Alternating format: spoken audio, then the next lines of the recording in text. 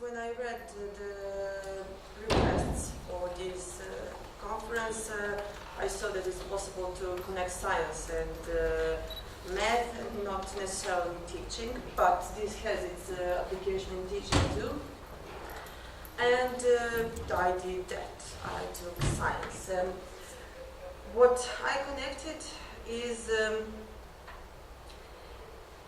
theory of relativity of a great man, mathematician too, Galileo Galilei.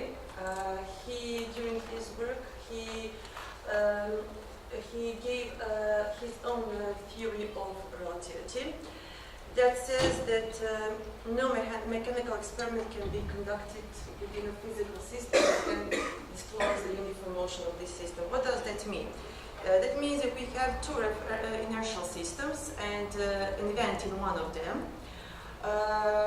Nothing you can do that is physically, mechanically significant can discover whether that inertial system is moving with uniform motion or it's standing still.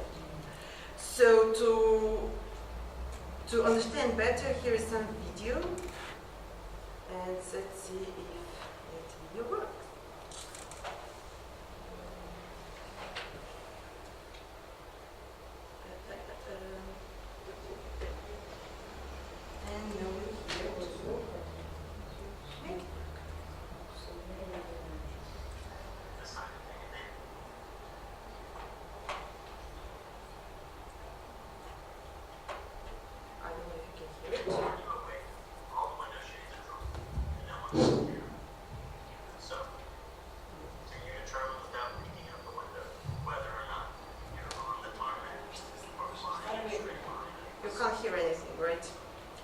Anyway, it is a small boy in an airplane, and first of all, the speaker said to put the curtains down so he cannot see the outside, and then to try and try and guess whether the airplane is moving or not.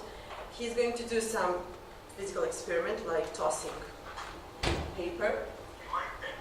Nothing happened. The paper fell down exactly like it was steady.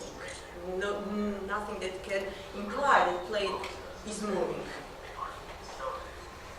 After that, when he's on a boat,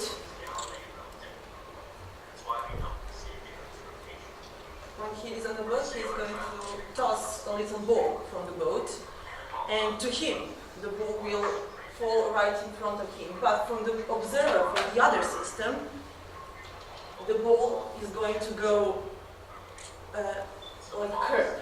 It's going to make a curve. So there is a difference whether we are in a coordinate system, an inertial system that moves, or we are watching from another inertial system. And that is pretty much it. So since you can't hear the rest, no point on watching. Sorry about that. So that is the physics part. And what do we do with mathematics, with this theory of relativity? Well, we mathematicians, we will explain how does that event or material point that is in another system behaves. If we toss a ball in front, how it will behave. So we will explain the motion of the material point from in the other inertial system, and that is what Gallilean transformations do. Since those experiments cannot be detected, whether the system is moving or not, in Gallilean transformation, those objects that are parallel in mathematics are invariant under Gallilean transformation, and since Klein's definition of geometry, those invariants are part of a geometry that is called Gallilean geometry. So the Gallilean transformations are given by this formula. They are affine transformations, and they make a group of transformation. And as I said, the invariants of those transformations are objects of Gallilean geometry. these transformations is a composition of two affine transformations that's called share and translation. And since it's a composition of affine transformation, many of the properties of the, all the properties of those transformations are also properties of Gallilean transformation. These are some objects that are invariant. So if we have lines, two types of lines here, ordinary and special lines. I have prepared a small animation that I cannot present you, unfortunately, where you can see that if we have a wide, we have two types of lines. If we have ordinary line, the transformation of ordinary line is ordinary line, but the transformation, but the image of a special line is a special line. To us, why do we have two types of line? But in physics, there are two different things, which we'll see later. With the line in physics, we represent the uniform motion of the object in the reference system. But with the special line, we present a moment in time. This means, since if this is a time S, all the events that happened in one moment. So in physics, they make different, and you cannot, with Gallilean transformation, you cannot find a transformation that will transfer this line to a special line. Also, the distance in this geometry is little different. As we can see, the distance of 2 points, you can see it here, of 2 points is the distance between their projections on an x-axis. But due to this definition, we have two types of distances. We have positive, negative, and zero distance. Again, in physics, they have a they are different, and that is why we have to make the difference between them in mathematics. Also, if we have the distance, zero distance, it doesn't mean that they are that those objects, that those events are the same, but it means only that they are simultaneous events, so they happen at the same time. So after that, circle is a little different.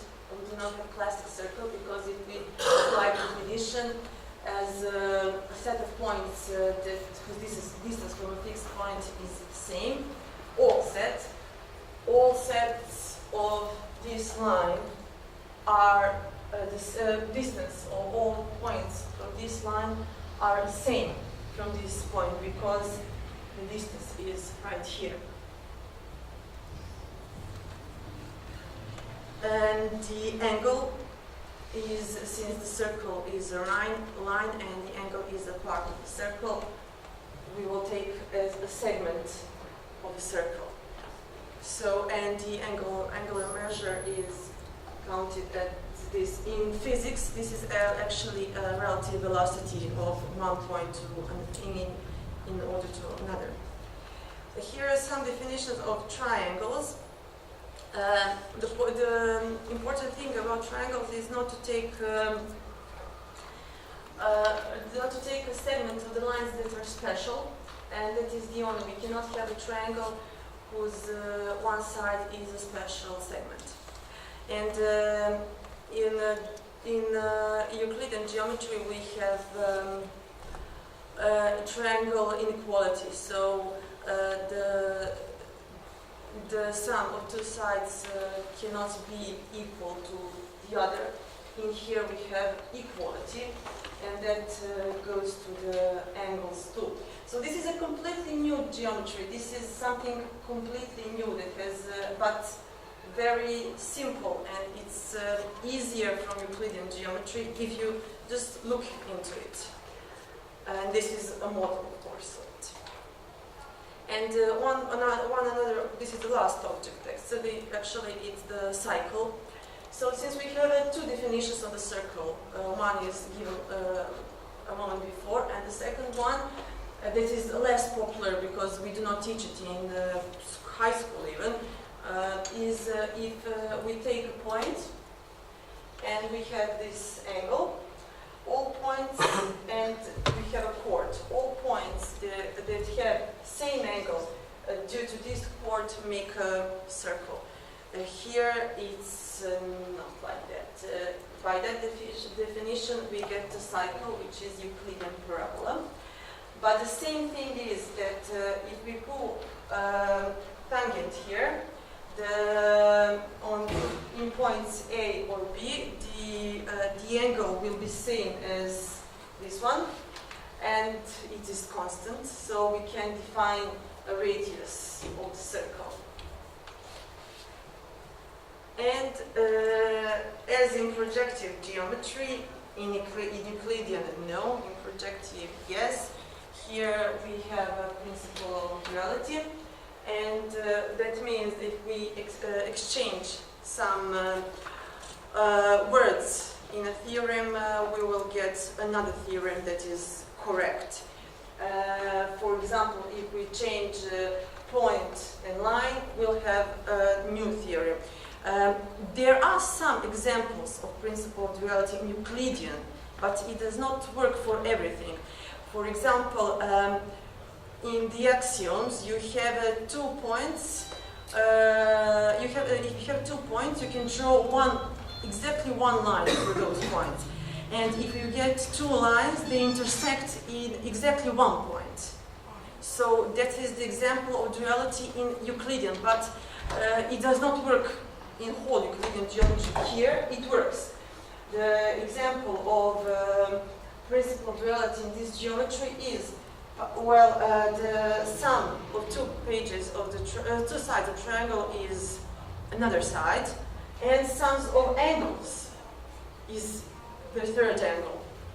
There are a lot of other things that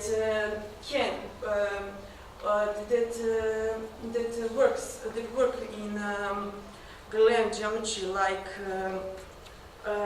congruence of triangle. Not all those lemmas, but some of them they work. We can even define trigonometry here.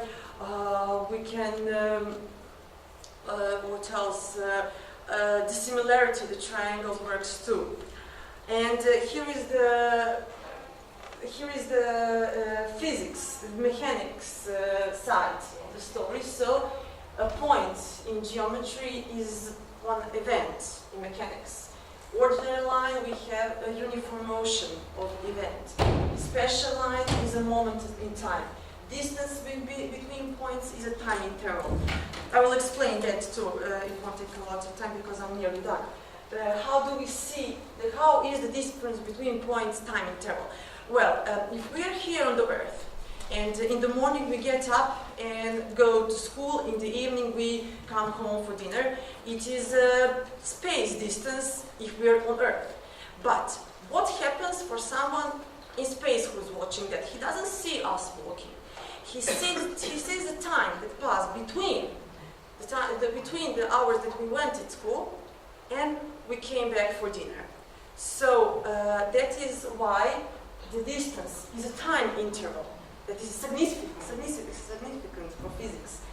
Also, we have for the special distance and for the radius. For example, the radius is a set of events. This is not completely unapplicable in schools, since this theory of relativity is done in 4th grade in physics, 4th grade high school.